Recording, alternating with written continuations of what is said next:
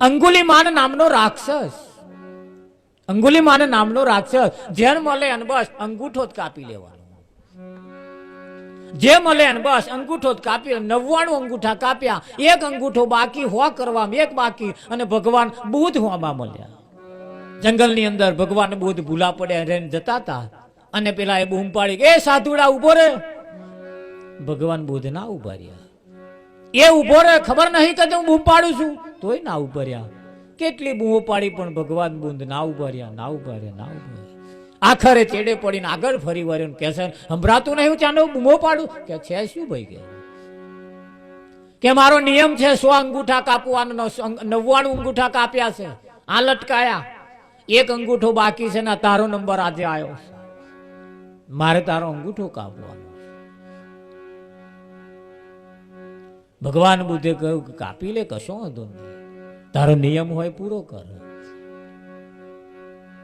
પણ એક કામ કર, અંગૂઠો મારો કાપતા મોર, મને એક મારું કહું એટલું કામ, કે ના એવું કશું કોઈનું કામ કરવા તૈયાર નહીં, કે હું કોઈનું કહ્યું માનતો નથી, બસ અંગૂઠો આપી દે એટલે હું કાપી લઉં. કે કાપી લે પણ મારું એક કામ કર, જો કાપ્યા પછી મારા કામ નહીં થાય, એના કરતા તું મારું એક કામ કર. કે બોલો શું કામ કરવું છે?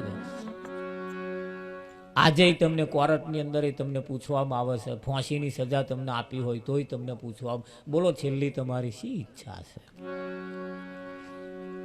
આજે આ બેઠેલા તમામને હું કહું છું, તમારી શી ઈચ્છા છે? 7 દિવસથી 8મો દિવસ તમે જોવાના નથી, શી ઈચ્છા છે તમારી?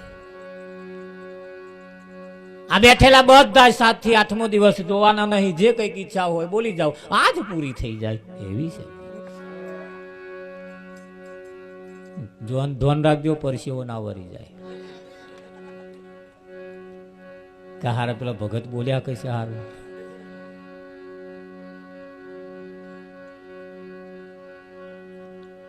પણ અવરે ગણી જુઓ, સોમવાર, મંગળવાર, બુધવાર, ગુરુવાર, શુક્રવાર, શનિવાર ને રવિવાર, અમે એકાદ દાડ તો તમે ઝપટાઈ જ જવાના છો.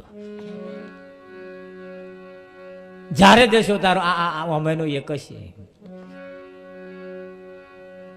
હા, એટલે ગભરાઈ ના જતા પાછા, કે હારું અમારે એક જગ્યાએ થયું તેવું.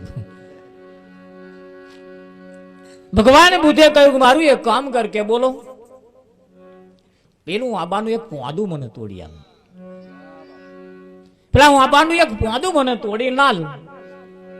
અંગુલીમાન નામનો રાક્ષસ પોદું તોડવાને બદલે આખું દાર માર્યો હાથ, કોઈ લો કે જેટલો જોઈએ એટલો તોડી લો. અરે રે રે રે, કે આ શું કર્યું? કે મારે એક જ પોદું જોઈતું હતું, તે આખું દાર તોડી લો. અરે તારે જોવે એટલો લઈ લે, હેડ કકરાટ ના કરી, લાય અંગૂઠો કાપી લો. પણ કે આટલા બધા મારે નતો જોઈતો, એક જ પોદા. કે પાછું ચોંટાડ દે, પાછું ચોંટાડ દે, આટલું મોટું નુકસાન થતું હોય છે.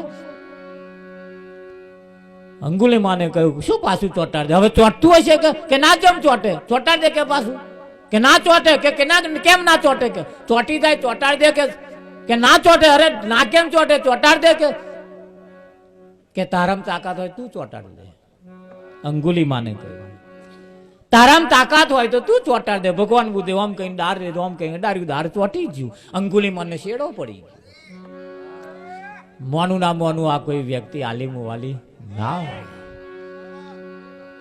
તૂટેલા દારને જો હોંધવા વાળો આવો કોઈ આલીમ વાલી ના હોય, તેના ચરણમાં નતમસ્તક થઈ પગ પકડીને ચોધારે આંસુ રડવા લાગ્યો, અને કહેશે કે મને કહી દો તમે ખરેખર કોણ છો?